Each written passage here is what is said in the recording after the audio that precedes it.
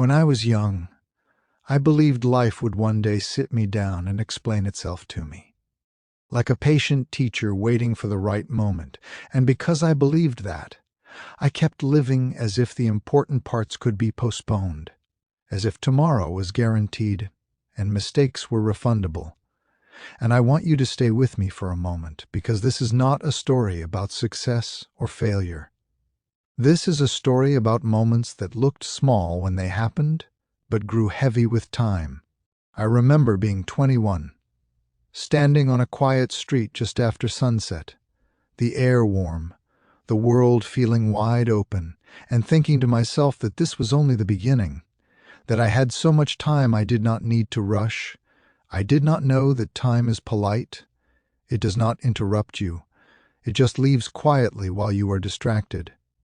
No one told me that life's biggest decisions often come disguised as ordinary days. A casual conversation, a choice to stay instead of go, to speak instead of stay silent, to try instead of wait. And because no one told me that, I learned it the slow way, year by year, regret by regret. I once had a dream that scared me because it was bigger than the life I was living. And instead of moving toward it, I explained it away. I told myself I was being realistic, mature, responsible. But the truth was, I was afraid. And no one told me that fear does not disappear when you avoid it.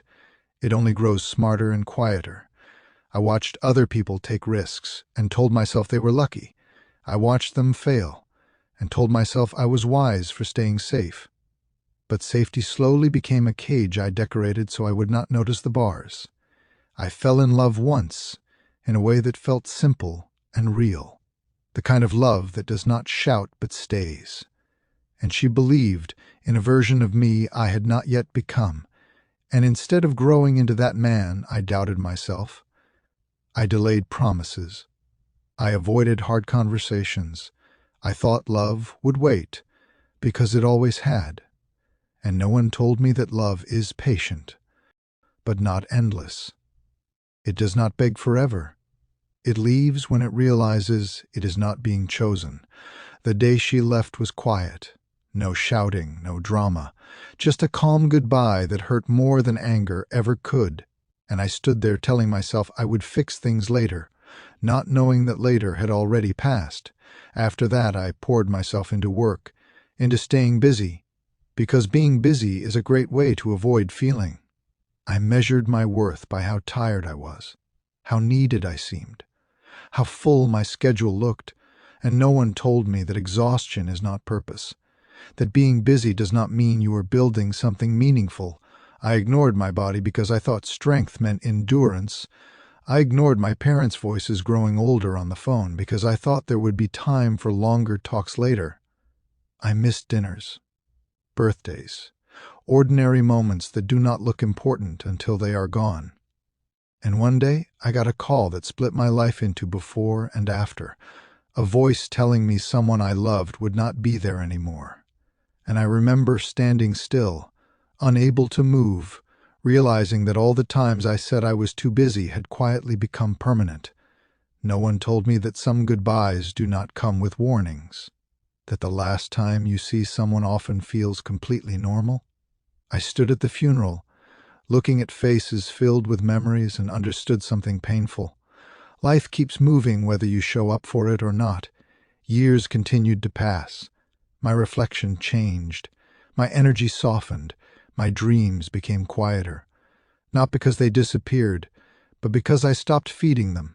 And one evening, much like this one, I sat alone in a silent room, holding an old photograph of myself when I was young, smiling without knowing why, and I felt a strange mix of sadness and tenderness.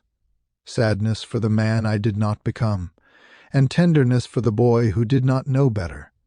And that was the moment I finally understood the advice no one gave me when I was young. No one told me that life is not cruel. It is honest. It gives you exactly what you choose, slowly and without drama. No one told me that confidence is built by action, not thinking, that courage feels terrible in the moment but peaceful in memory. No one told me that you do not drift into a good life. You build it choice by choice, even when you are tired, even when you are afraid, even when no one is watching. And if this story feels heavy, it is because it is real. But here is the beautiful part. Even now, even at 60, I know this truth. As long as you are breathing, the story is still being written. And if you are listening to me and you are younger or older or somewhere in between, please understand this. You do not need to be perfect. You just need to be honest with yourself sooner than I was. Choose courage more often. Choose people over pride. Choose action over waiting. Because one day you will sit quietly, like I am now. And the loudest voice in the room will be your memories. Make sure they tell a story you are proud to remember. And if this story spoke to you and you want to hear more honest stories like this, subscribe to this channel and walk with me through the lessons life teaches too late.